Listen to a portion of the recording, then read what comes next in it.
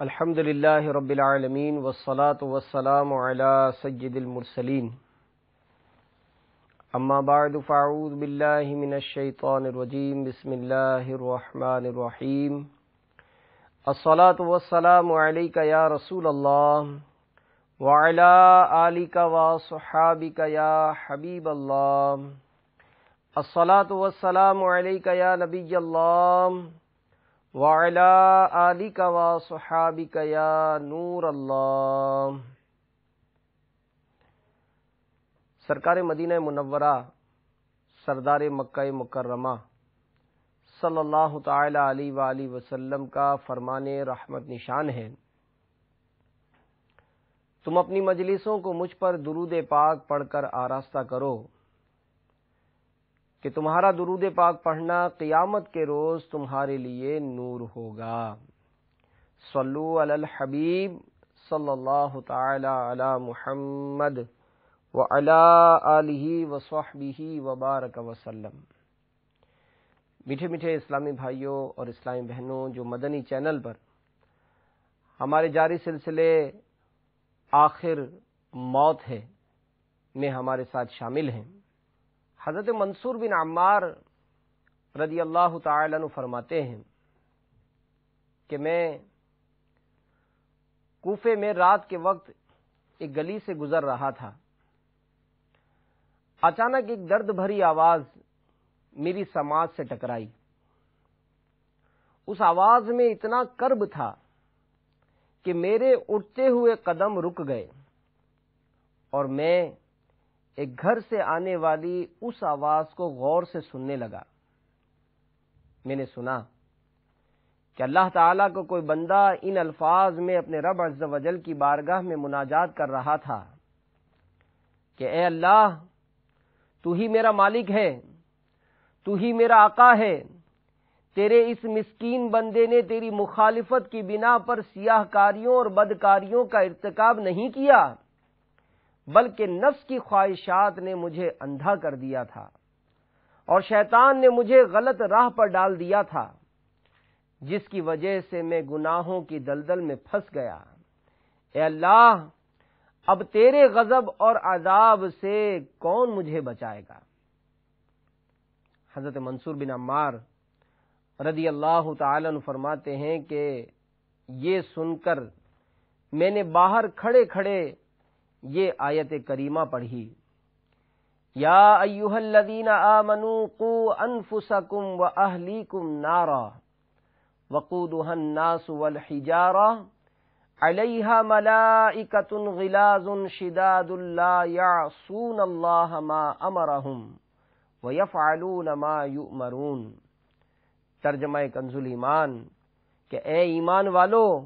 اپنی جانوں اور اپنے گھر والوں کو آگ سے بچاؤ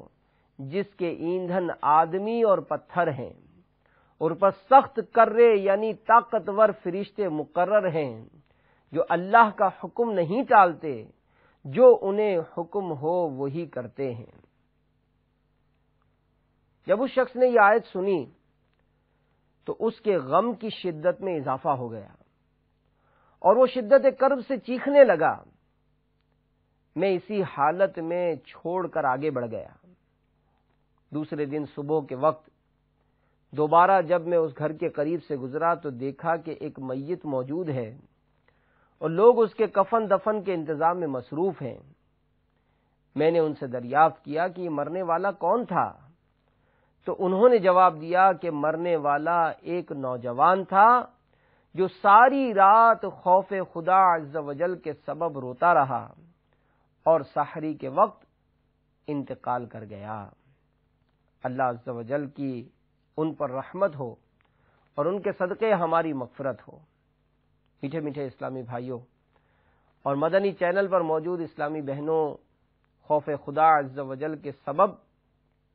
موت سے ہم آگوش ہونے والے ایک اور خوش نصیب کا واقعہ سنیے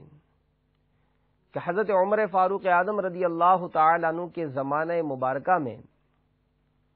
ایک نوجوان بہت متقی،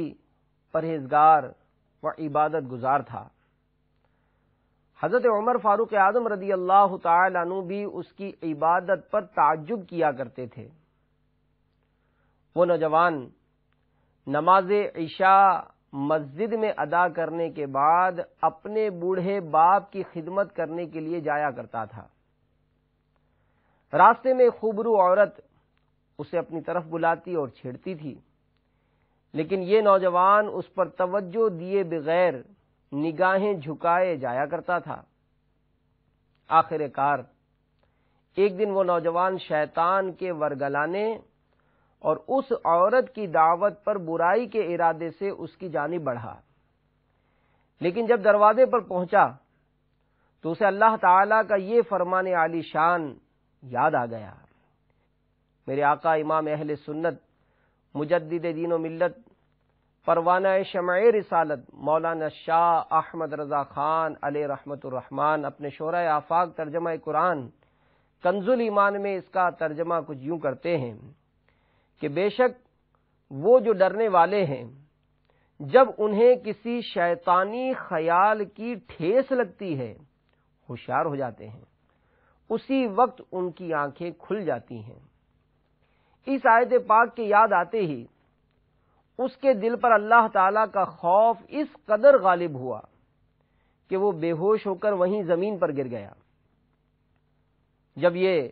بہت دیر تک نہ پہنچا تو اس کا بوڑھا باپ اسے تلاش کرتا ہوا وہاں پہنچا اور لوگوں کی مدد سے اسے اٹھوا کر گھر لے آیا۔ ہوش آنے پر باپ نے تمام واقعہ دریافت کیا۔ نوجوان نے پورا واقعہ بیان کر کے جب اس آیت پاک کا ذکر کیا تو ایک مرتبہ پھر اس پر اللہ تعالی کا شدید خوف کا غلبہ ہوا۔ اس نے ایک زوردار چیخ ماری اور اس کا دم نکل گیا۔ راتوں رات ہی اس کے غسل و کفن و دفن کا انتظام کر دیا گیا۔ جب صبح یہ واقعہ حضرت عمر فاروق اعظم رضی اللہ تعالی عنہ کی خدمت میں پیش کیا گیا تو آپ رضی اللہ تعالی عنہ اس کے باپ کے پاس تعزیت کے لیے تشریف لے گئے۔ آپ نے اس سے فرمایا کہ ہمیں رات کو ہی اطلاع کیوں نہ دی، ہم بھی جنازے میں شریک ہو جاتے۔ اس نے عرض کیا امیر المومنین، آپ کے آرام کا خیال کرتے ہوئے مناسب معلوم نہ ہوا۔ آپ رضی اللہ تعالی عنہ نے فرمایا کہ مجھے اس کی قبر پر لے چلو۔ وہاں پہنچ کر حضرت سیدنا عمر فاروق اعظم رضی اللہ تعالی عنہ نے قرآن پاک کی یہ آیت تلاوت فرمائی، وَلِمَنْ خَافَ مَقَامَ رَبِّهِ جَنَّتَانِ، ترجمہ کنز الایمان، اور جو اپنے رب عز و جل کے حضور کھڑے ہونے سے ڈرے اس کے لیے 2 جنتیں ہیں۔ تو قبر سے اس نوجوان نے بلند آواز سے پکار کر کہا کہ یا امیر المومنین، بے شک میرے رب عز و جل نے مجھے 2 جنتیں عطا فرمائی ہیں۔ صلو علی الحبیب صلی اللہ تعالی علی محمد، توبو الی اللہ استغفر اللہ، صلو علی الحبیب صلی اللہ تعالی علی محمد وعلی آلہ وصحبہ وبارک وسلم۔ میٹھے میٹھے اسلامی بھائیوں اور مدنی چینل پر ہمارے سلسلے میں شامل اسلامی بہنوں، اس حقیقت سے کسی مسلمان کو انکار نہیں ہو سکتا کہ اس مختصر سی زندگی کے ایام کو گزارنے کے بعد ہر ایک کو اپنے پروردگار عز و جل کی بارگاہ میں حاضر ہو کر تمام اعمال کا حساب دینا ہے، جس کے بعد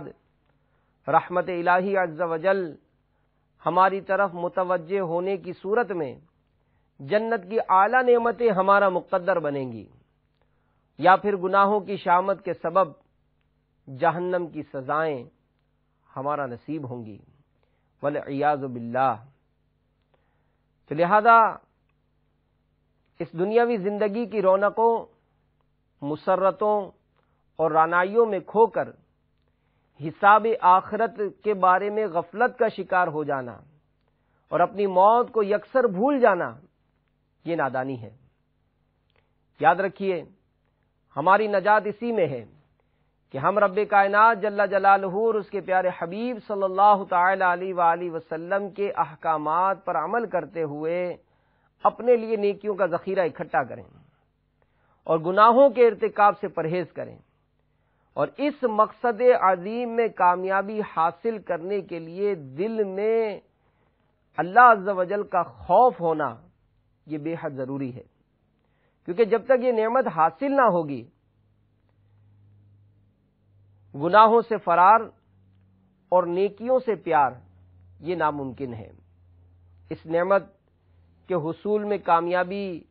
یقیناً ہم حاصل کرنا چاہتے ہیں، تو آئیے اس ضمن میں خوف خدا عز و جل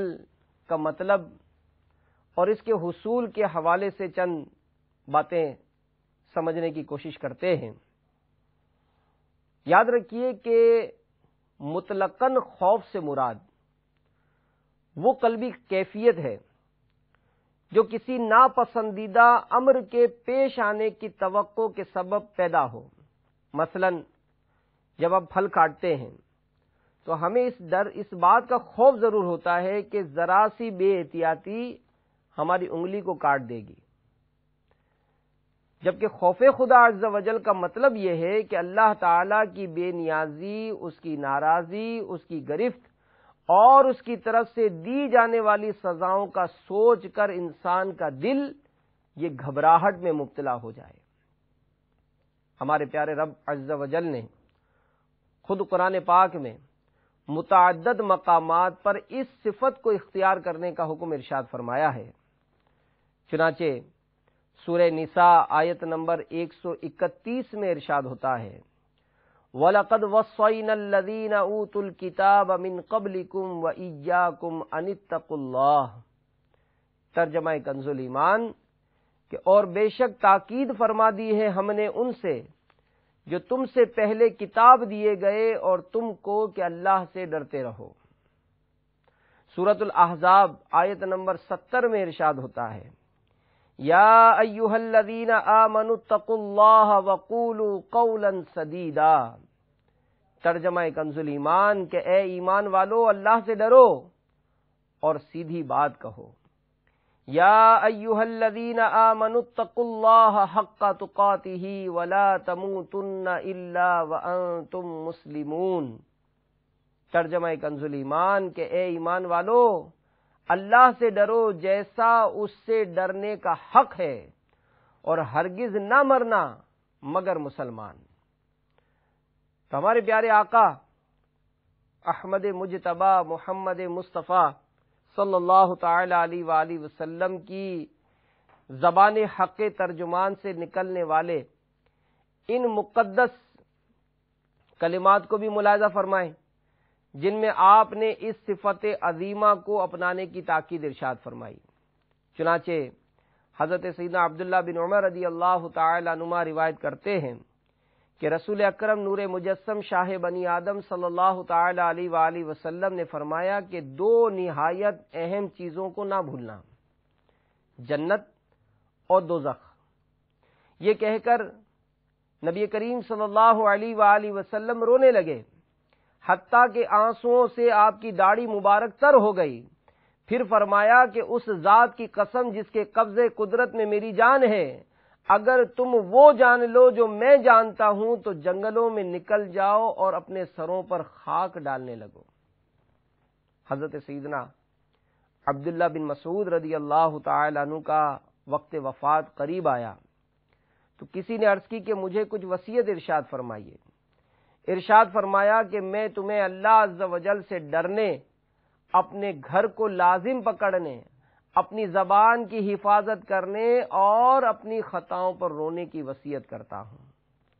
حضرت سیدنا وہب بن منبہ رضی اللہ تعالی عنہ فرماتے ہیں کہ توریت میں لکھا ہے کہ جو بارگاہ الہی عز و جل میں سمجھدار بننا چاہے تو اسے چاہیے کہ دل میں اللہ تعالیٰ کا حقیقی خوف پیدا کرے۔ تو میٹھے میٹھے اسلامی بھائیوں اور اسلامی بہنوں کے خوف خدا رکھنے والا یہ شرم و حیا کا پیکر ہوتا ہے،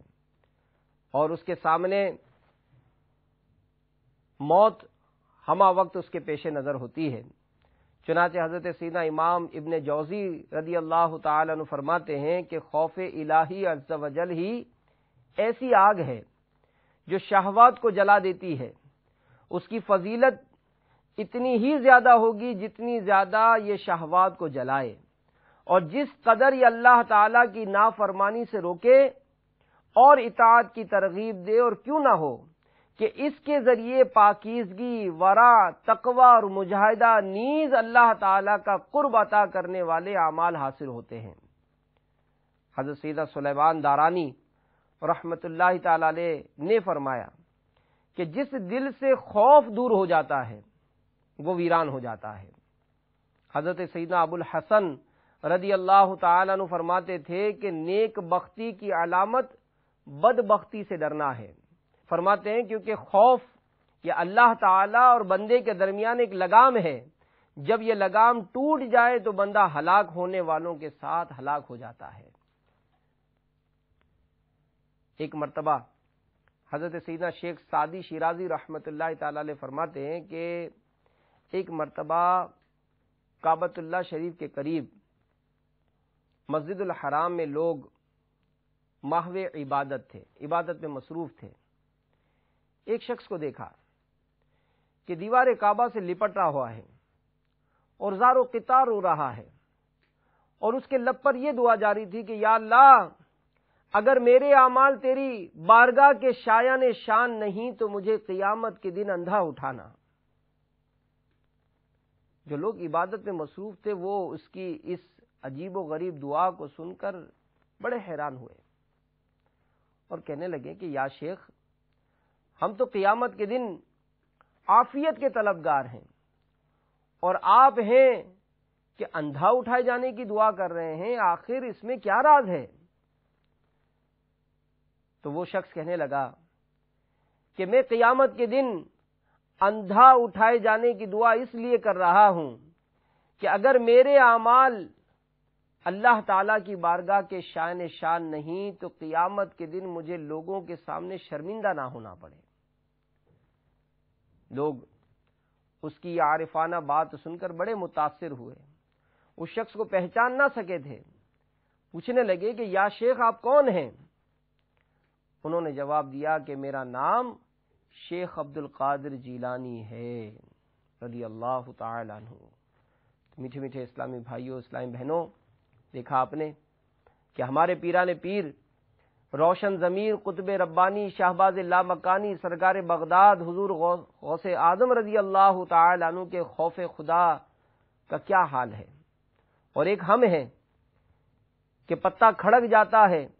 تو دل دھڑک جاتا ہے، بلی میاؤں کرتی ہے تو ڈر جاتے ہیں، لیکن جہنم کے اٹھتے ہوئے شعلے جو گناہ گاروں کو اپنی لپیٹ میں لینے کے لیے تیار ہیں، قبر کا وہ خوفناک گڑھا کہ جس میں ہمیں کسی نہ کسی دن ضرور اترنا ہے، موت کی وہ سختیاں کہ جو نہ جانے کب ہم پر طاری ہو سکتی ہیں، ہم اس کو بھولے بیٹھے ہیں۔ یاد رکھیے میٹھے میٹھے اسلامی بھائیوں، اسلامی بہنوں، کہ زندگی یہ بہت مختصر ہے، عن قریب ہمیں اندھیری قبر میں اترنا پڑے گا، اپنی کرنی کا پھل بھگتنا پڑے گا۔ اور علماء کرام فرماتے ہیں کہ بندہ دنیا میں جس چیز سے ڈرتا ہے، قبر میں اس گناہ گار کو وہ چیز ڈرانے کے لیے آئے گی۔ اسلامی بہنیں غور کر لیں، اسلامی بھائی غور کر لیں کہ آج بڑے سے کمرے میں ہم داخل ہوں اور کسی دیوار کے کونے پر ہمیں چپکلی نظر آ جائے، ہم اکیلے اس کمرے میں رہنا ہم پر خوف طاری ہو جاتا ہے۔ اسلامی بہنیں جب کچن میں داخل ہوتی ہیں، مطبخ میں داخل ہوتی ہیں، اگر وہاں پر چند ایک لال بیگ نظر آ جائیں تو وہاں پر وہ کھانا پکانے کے لیے تیار نہیں ہوتی۔ تو اگر ہمارے گناہوں کی سبب،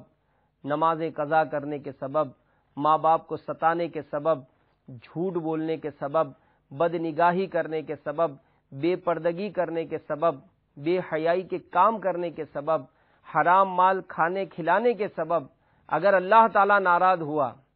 اور خدا نخواستہ ایمان چھن گیا اور قبر میں ہم پر عذاب مسلط کیا گیا تو ہمارا کیا بنے گا؟ ہم غور کریں اور سوچیں کہ ہم واقعی یہ بزرگوں کے جو واقعات ہم سنتے ہیں کہ کیسا ان کے دل میں اللہ تعالیٰ کا ڈر اور خوف ہوا کرتا تھا، ہم اپنے دل میں یہ خوف محسوس کرتے ہیں نہیں۔ شفیق بلخی رحمۃ اللہ تعالیٰ نے صحیح تو ارشاد فرماتے ہیں کہ لوگ اس بات کا تو دعویٰ کرتے ہیں کہ ہمیں ایک دن مرنا ہے، لیکن ان کے اعمال ایسے ہیں کہ جیسے گویا انہیں کبھی مرنا ہی نہیں ہے۔ ہم اس بات کا دعویٰ کرتے ہیں، کوئی اگر ہم کو دعوت اسلامی کے اجتماع کی دعوت پیش کرتا ہے، مدنی قافلے میں سفر کی دعوت پیش کرتا ہے یا نماز کی دعوت پیش کرتا ہے، جناب ہم اس کے کہتے ہیں کہ زندہ رہے تو جناب ضرور آپ کے اجتماع میں شرکت کریں گے، زندہ رہے تو جناب مدنی قافلے میں ضرور سفر کریں گے۔ ارے میرے بھائی، آپ غور کریں، سوچیں کہ جس زندگی کو واقعی آپ مختصر سمجھتے ہیں، آپ اس بات کا اقرار کر ہی رہے ہیں کہ میں کسی بھی وقت اس دنیا سے چلا جاؤں گا، کنفرم نہیں ہے میرے پاس کہ مجھے 50 سال 60 سال 100 سال کی زندگی ملے گی، میں جانتا ہوں کہ میری زندگی بہت مختصر ہے، میں جانتا ہوں کہ کسی بھی وقت اس دنیا سے مجھے جانا پڑ جائے گا، میں جانتا ہوں کہ اندھیری قبر میں مجھے اترنا پڑ جائے گا، لیکن میں غور تو کروں کہ جس موت کو میں اپنے اتنے قریب جانتا ہوں، اس بات کا مجھے اقرار بھی ہے کہ نہ جانے وہ موت آج ہی کی رات کہیں مجھ پر طاری نہ ہو جائے، ہو سکتا ہے کہ کل کی صبح لوگ مجھے جناب نہیں بلکہ مرحوم کہہ کر یاد کر رہے ہوں۔ ایسا بارہ ہوتا بھی ہے، ایسا بارہ ہوتا ہے۔ تو ہم اس بات کو جانتے ہیں کہ ہم کسی بھی وقت موت کا شکار ہو سکتے ہیں، لیکن اپنے اعمال کا جب جائزہ لیتے ہیں تو ہمیں تو واقعی یہ احساس ہوتا ہے کہ ہم تو اپنی زندگی یوں گزار رہے ہیں کہ جیسے کبھی ہم کو مرنا ہی نہیں ہے، اور ساری مخلوق سے ڈرتے ہیں، نہیں ڈرتے تو اس رب عز و جل سے نہیں ڈرتے جو ہمارے تمام اعمال کو دیکھ رہا ہے، چاہے ہم لوگوں کے سامنے گناہ کر رہے ہیں یا ہم لوگوں سے چھپ کر گناہ کر رہے ہیں، ہمارا رب عز و جل ہم کو ہر وقت دیکھ رہا ہے۔ قرآن پاک اور احادیث مبارکہ اور بزرگان دین کے اقوال میں خوف خدا عز و جل سے متعلق احکامات ہم نے سنے، تو آئیے اس خوف خدا عز و جل کو حاصل کرنے کا مدنی ذہن بناتے ہیں۔ اس سے پہلے کہ ہم اس کے متعلق مزید سنیں، خوف خدا عز و جل کے بارے میں ہم سنتے ہیں کہ اس کے درجات کتنے ہیں۔ چنانچہ حضرت سیدنا امام محمد غزالی رحمۃ اللہ تعالی علیہ کی تحقیق کی روشنی میں خوف کے 3 درجات ہیں۔ پہلا ضعیف یعنی کمزور، یہ وہ خوف ہے جو انسان کو کسی نیکی کے اپنانے اور گناہ کو چھوڑنے پر آمادہ کرنے کی قوت نہ رکھتا ہو۔ مثلا جہنم کی سزاؤں کے حالات سن کر محض جھرجھری لے کر رہ جانا اور پھر غفلت و معصیت میں گرفتار ہو جانا۔ مدنی چینل پر جو اسلامی بھائی اسلامی بہنیں مدنی چینل دیکھتے ہیں، الحمدللہ دعوت اسلامی کے مدنی ماحول کی برکتیں، ہم شیخ طریقت امیر اہل سنت کے فیضان کا یہ سلسلہ ہے کہ دعوت اسلامی کے مدنی ماحول سے وابستہ ہو کر جو قریب آتے ہیں، جو بیانات سنتے ہیں، تو ان کو مطلب اس طرح کے معاملات سن کر اپنی زندگی میں مدنی انقلاب پیدا کرنے کا ایک جذبہ میسر ہوتا ہے۔ تو وہ غور کریں اسلامی بھائی اور اسلامی بہنیں، جو اس قسم کے بیانات سن کر اگر محض جھرجھری آ گئی اور پھر غفلت و معصیت میں ہم پڑ گئے، تو یہ امام غزالی علیہ رحمہ فرماتے ہیں کہ یہ کمزور خوف ہے، ضعیف خوف ہے۔ دوسرا معتدل یعنی متوسط، یہ وہ خوف ہے جو انسان کو کسی نیکی کے اپنانے اور گناہ کو چھوڑنے پر آمادہ کرنے کی قوت رکھتا ہو۔ مثلا عذاب آخرت کی وعیدوں کو سن کر ان سے بچنے کے لیے عملی کوشش کرنا، اور اس کے ساتھ ساتھ رب تعالی سے امید رحمت بھی رکھنا، یعنی سچی توبہ کرنا اور پھر اللہ تعالیٰ کی بارگاہ میں یہ امید رکھنا کہ ہمارا رب عز و جل یقیناً ہمارے گناہوں کو معاف فرما دے گا۔ تیسرا قوی یعنی مضبوط، یہ وہ خوف ہے جو انسان کو نا امیدی، بے ہوشی اور بیماری وغیرہ میں مبتلا کر دے۔ مثلا اللہ تعالیٰ کے عذاب وغیرہ کا سن کر اپنی مغفرت سے نا امید ہو جانا، تو یہاں علماء فرماتے ہیں کہ یہ بھی یاد رہے کہ ان میں سب سے بہتر درجہ یہ معتدل کا ہے، کیونکہ خوف ایک ایسے تازیانے کی مثل ہے جو کسی جانور کو تیز چلانے کے لیے مارا جاتا ہے، لہذا اگر اس تازیانے کی ضرب اتنی ضعیف ہو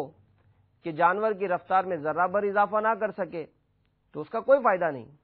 اور اگر یہ ضرب اتنی قوی ہو کہ جانور اس کی تاب نہ لا سکے اور اتنا زخمی ہو جائے کہ چلنا ہی ممکن نہ رہے تو یہ بھی نفع بخش نہیں، اور اگر یہ معتدل ہو کہ جانور کی رفتار میں بھی خاطر خواہ اضافہ ہو جائے اور وہ زخمی بھی نہ ہو تو یہ ضرب بے حد مفید ہو سکتی ہے۔ تو میرے میٹھے میٹھے اسلامی بھائیوں، یہاں پر ایک بات اور بھی ذہن نشین کرنی چاہیے کہ ہم میں اس بات کا تو دعویٰ ہے ہی سب کو کہ ہمارے دل میں خوف ہے، ہم اللہ سے ڈرتے ہیں، لیکن غور کریں اور سوچیں کہ کیا ہم اللہ تبارک و تعالی سے ڈرتے ہوتے تو ہماری کبھی نماز قضا ہوتی؟ آپ خود غور کر لیں، خود اپنے اس سوالات کے جوابات اپنے آپ سے پوچھ لیں کہ اللہ تبارک و تعالی کا ڈر یا خوف ہوتا تو کیا ہماری نماز قضا ہوتی؟ کیا اگر ہم اللہ تبارک و تعالی سے ڈرتے ہوتے تو ماں باپ کو ستاتے؟ کیا ہم اللہ تبارک و تعالی سے ڈرتے ہوتے تو حرام روزی کماتے؟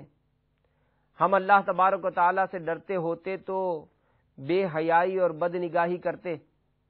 ہم اللہ تبارک و تعالی سے ڈرتے ہوتے تو کیا لوگوں کو ستاتے، لوگوں پر ظلم کرتے؟ تو اس کا جواب ہم اپنے آپ سے ہی پوچھ لیں۔ اور سیدنا فقی ابو اللیث سمرقندی رحمۃ اللہ تعالی علیہ بڑی پیاری بات ارشاد فرماتے ہیں کہ اللہ تعالی کے خوف کی علامت 8 چیزوں میں ظاہر ہوتی ہے۔ نمبر 1، انسان کی زبان میں، وہ اس طرح کہ رب تعالی کا خوف اس کی زبان کو جھوٹ، غیبت، فضول گوئی سے روکے گا اور اسے اللہ تعالیٰ کے ذکر، تلاوت قرآن اور علمی گفتگو میں مشغول رکھے گا، یعنی وہ اس زبان کو یہ سمجھے گا کہ یہ نعمت میرے رب تعالیٰ کی طرف سے عطا کردہ ہے، لہذا میں اس زبان کو ناجائز اور حرام کاموں میں استعمال نہیں کروں گا۔ وہ جب بھی اس زبان کا استعمال کروں گا تو اللہ تعالیٰ کے ذکر، اس کے قرآن پاک کی تلاوت اور جو اس نے دین کا علم عطا کیا اس کو سیکھنے سکھانے میں مصروف رکھوں گا۔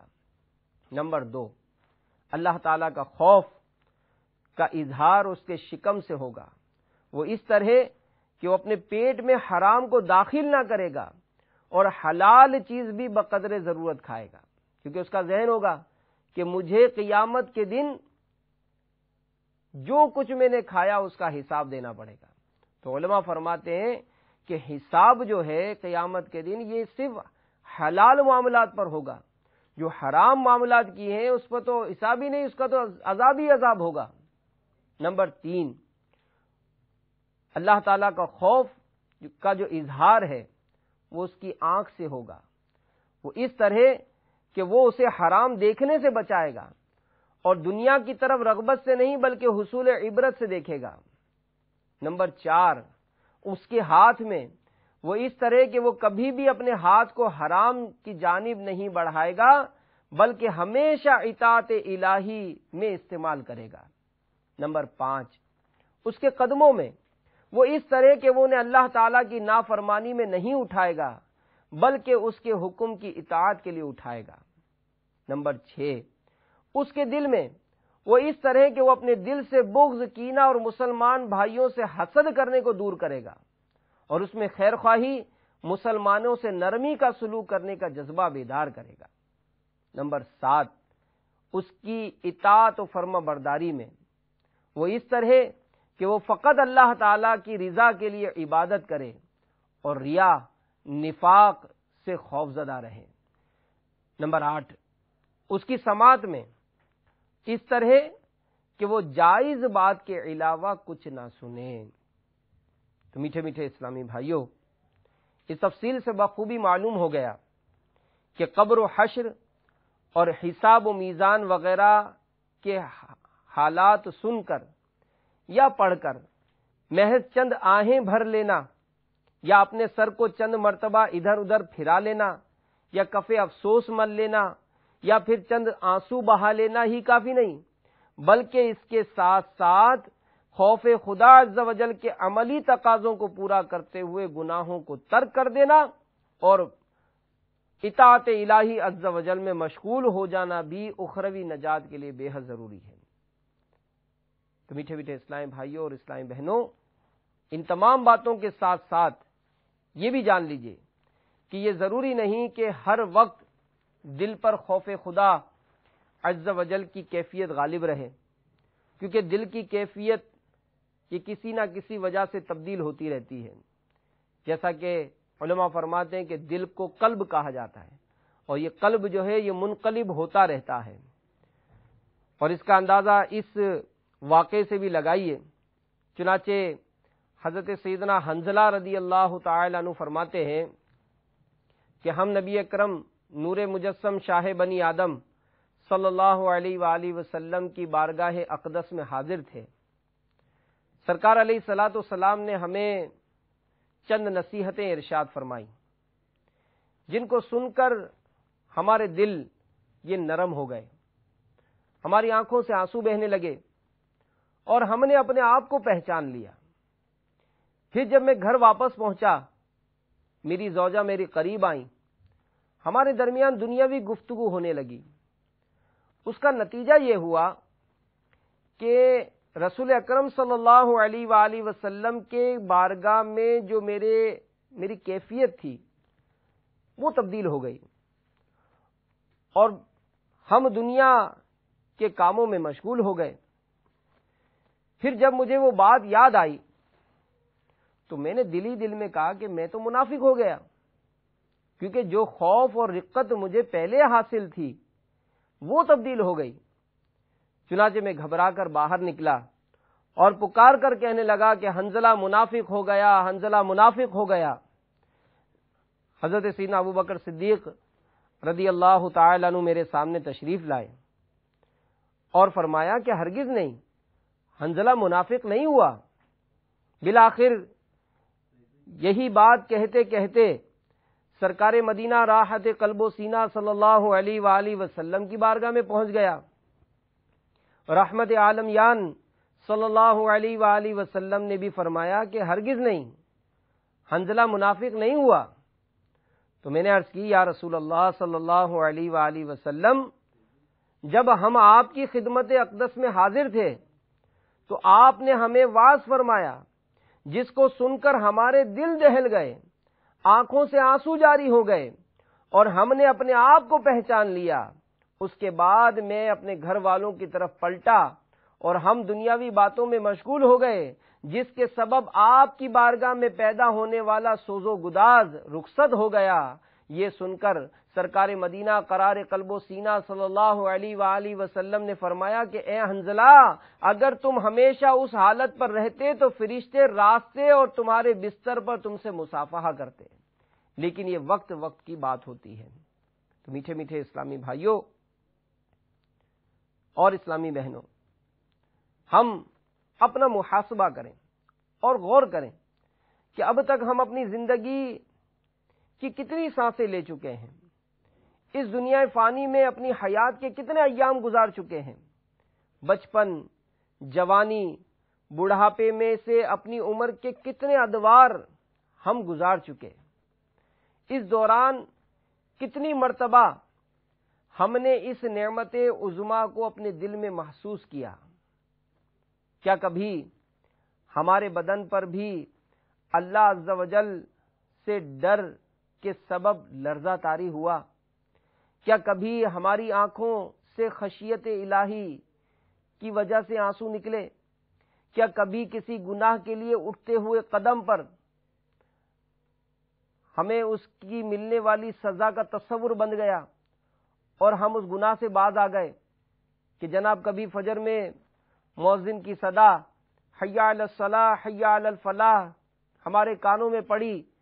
اور ہم نے اپنا کمبل کھینچ کر دوبارہ اپنے سر پر ڈال دیا، تو فوراً ہمیں خیال آیا کہ نہیں،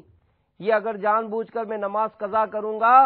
تو میں نے سن رکھا ہے کہ جو جان بوجھ کر ایک وقت کی نماز قضا کرے گا اس کا نام جہنم کے دروازے پر لکھ دیا جاتا ہے، اس کو 2,88,00,000 برس جہنم کی آگ میں جلایا جائے گا۔ تو اس وقت میں جھنجلا جاتا اور گھبرا کر اٹھتا کہ نہیں، میں تو بہت کمزور ہوں، میں اس نماز کو قضا کرنے کا عذاب برداشت نہیں کر سکتا۔ جب کبھی میں اکیلے میں بیٹھا ہوا میری آنکھوں کے سامنے بے حیائی کے مناظر آئے، میں نے فوراً اپنی آنکھوں کو نیچے کیا اور اپنے آپ کو اس گناہ کو دیکھنے سے باز رکھا کہ فوراً میرے ذہن میں خیال آ گیا کہ میں نے سن رکھا ہے کہ جو اپنی آنکھوں کو حرام سے پر کرے گا اس کی آنکھوں میں جہنم کی آگ بھر دی جائے گی۔ نہیں، میں تو بہت کمزور ہوں، ارے میری آنکھیں تو اتنی کمزور ہیں کہ اگر آج اس آنکھ میں کوئی معمولی سا ذرہ پڑ جاتا ہے اس کی تکلیف مجھ سے برداشت نہیں ہوتی۔ میں حرام اور ناجائز دیکھ کر اگر اپنی آنکھوں کو حرام سے بھروں گا تو اس جہنم کی آگ کو میں کیسے برداشت کر سکوں گا۔ جب کبھی کانوں میں ناجائز آوازیں آئیں، گانے سننے لگے، فوراً خیال آیا کہ میں نے علماء سے سنا ہے کہ جو اپنے کانوں کو حرام سے بھرے گا اس کے کان میں پگھلا ہوا سیسا ڈالا جائے گا، اس کے کان میں جہنم کی کیلیں ٹھوکی جائیں گی۔ میں فوراً تصور باندھ لیتا کہ ارے میں تو بہت کمزور ہوں، معمولی سا کیڑا اگر کان میں گھس جاتا ہے وہ بے چین کر دیتا ہے، تو یہ حرام و ناجائز سن کر اگر میں مر گیا توبہ کیے بغیر تو کہیں ایسا نہ ہو کہ میرے کانوں میں پگھلا ہوا سیسا ڈالا جائے۔ تو میرے میٹھے میٹھے اسلامی بھائیوں، اسی طرح اگر ہم اپنی کیفیات پر غور کریں، اپنی معمولات پر غور کریں تو ہم بخوبی اس بات کو جان لیں گے کہ ہم تو بہت کمزور ہیں، ہم بہت کمزور ہیں۔ اپنے اس معمولی کمزور سے جسم پر ہمیں رحم کھانا چاہیے اور اپنے آپ کو گناہوں سے بچا کر نیکیوں بھری زندگی گزارنے میں کامیاب کرنے کے لیے کوششیں کرنی چاہیے، اور یہ یقیناً اچھے ماحول کی برکتیں بھی ہیں۔ اور علماء فرماتے ہیں کہ خوف خدا عز و جل حاصل کرنے کی عملی کوشش کرنے میں یہ باتیں مددگار ثابت ہو سکتی ہیں، جیسا کہ رب تعالی عز و جل کی بارگاہ میں سچی توبہ اور اس نعمت یعنی خوف خدا عز و جل کے حصول کے لیے دعا کرنا، اللہ تبارک و تعالیٰ کی بارگاہ میں دعا کرنا کہ یا رب کریم عز و جل میں بہت کمزور ہوں، مولا کریم مجھے اپنی رحمت سے، اپنے کرم سے اپنا خوف، اپنا ڈر عطا فرما۔ تیرے خوف سے، تیرے ڈر سے ہمیشہ میں تھر تھر رہوں کانپتا یا الہی، زمیں بوجھ سے میرے پھٹتی نہیں ہے، یہ تیرا ہی تو ہے کرم یا الہی۔ گناہوں نے میری کمر توڑ ڈالی، میرا حشر میں ہوگا کیا یا الہی۔ اللہ تبارک و تعالیٰ کی بارگاہ میں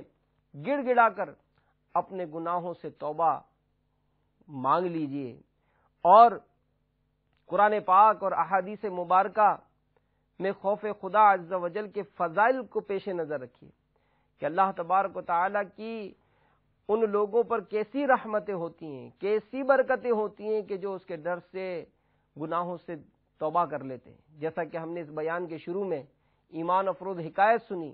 کہ وہ نوجوان جو متقی تھا، پرہیزگار تھا، شیطان نے اسے ورگلایا،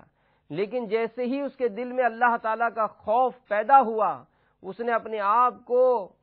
گناہوں سے بچایا، تو نتیجہ کیا ملا؟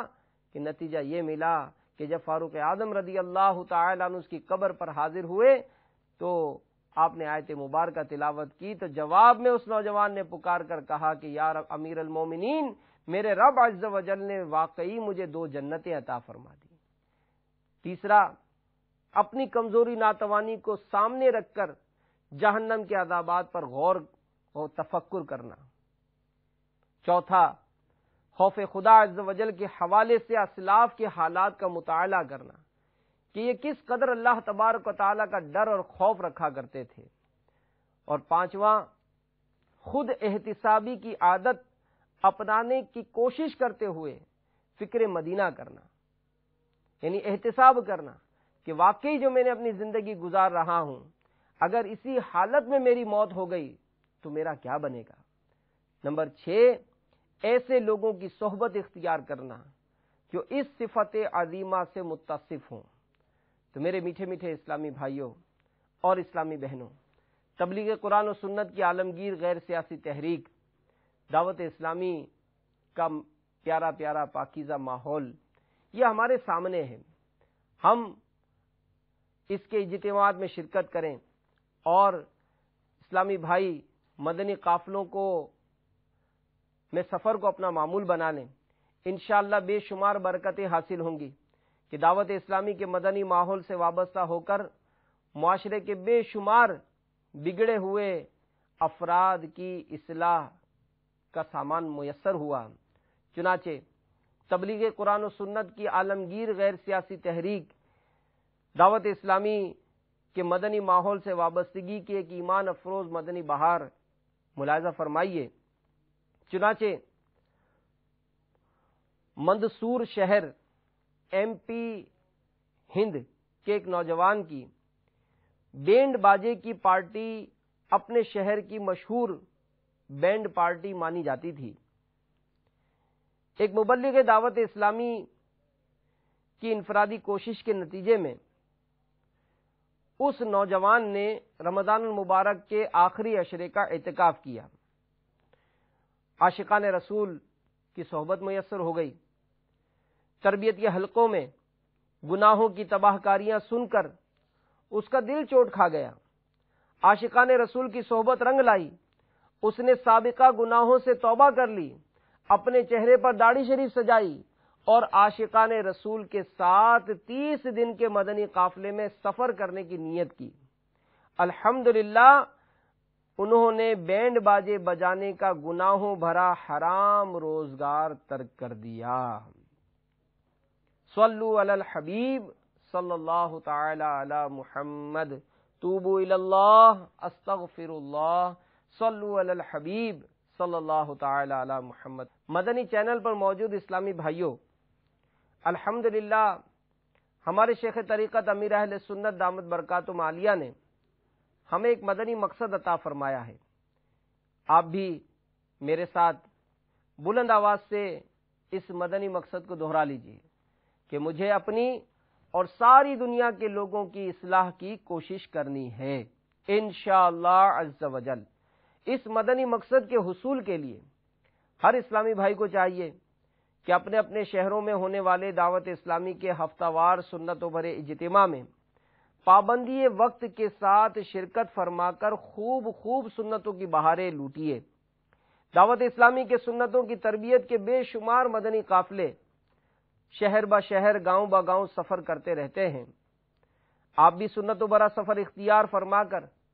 اپنی آخرت کے لیے نیکیوں کا ذخیرہ اکٹھا کریں۔ باکردار مسلمان بننے کے لیے مکتبۃ المدینہ سے مدنی انعامات نامی رسالہ حاصل کیجیے۔